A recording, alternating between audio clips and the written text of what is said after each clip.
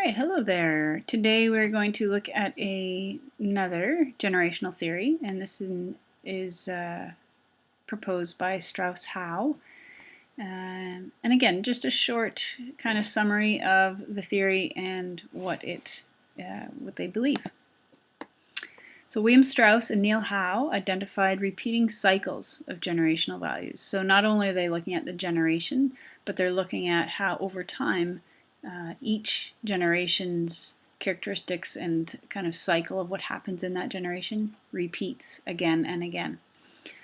Their study lists 4 archetypes or universal patterns, things that are accepted, and the generational values alternate between the 4 distinct eras that they've called turnings. And those turnings are called prophet, nomad, hero, and artist generations. And their idea is that they just keep repeating themselves.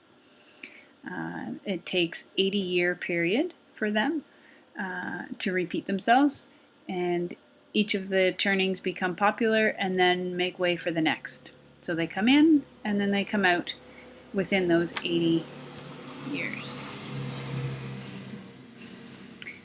Loud truck. So in the first stage, stage 1, this cycle starts with a generation in crisis. So during this, the generation is dealing with some kind of crisis and they have to work together to deal with it, whether it's an overwhelming political situation, social situation, or maybe it's economic problems. So an example might be the silent generation that grew up during the Great Depression and World War II. Okay, so during this time, the children that are born in this time, in the crisis, will be inner directed, so kind of keep to themselves and quiet. In stage 2, this is the end of the crisis, and they come into an age of optimism and prosperity. So as a result of the crisis, they've overcome it, and the next generation sees optimism. They feel positive about the future and have a very good attitude. And things turn out well economically. For example, the silent generation gave rise to the baby boom, and during that period was a period of rebuilding society and idealism. So the viewpoints on the world and around society were much more positive during that baby boom era.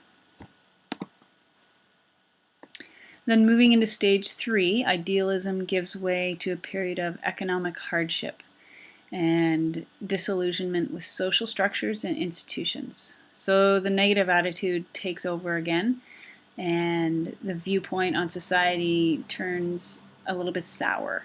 So they stop that with that idealism, and they start to view things a little bit more cynically.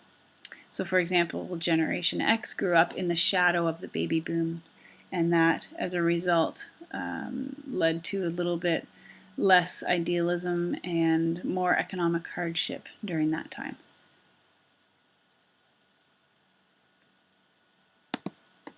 The last stage, stage 4, is our latest generation, and these are the millennials. And the millennials grew up witnessing the violence of 9/11, and of course, out of that, the wars and terrorism and the atrocities that occur around those situations. So if Strauss and Howe are correct, the next generation should experience somewhat of a global crisis that will cause social upheaval and renewal to occur. So it'll go back to the first stage. So therefore, Generation Z will respond to the crisis as those did in stage 1.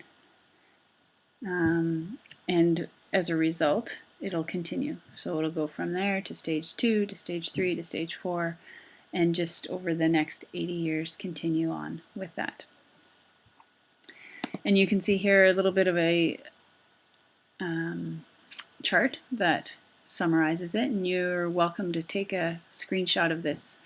It might help you kind of remember and study from it. And of course, at any time you can pause the video and make your own notes, whether you're copying down the chart or taking notes from the slides. But this is important information to know and be familiar with.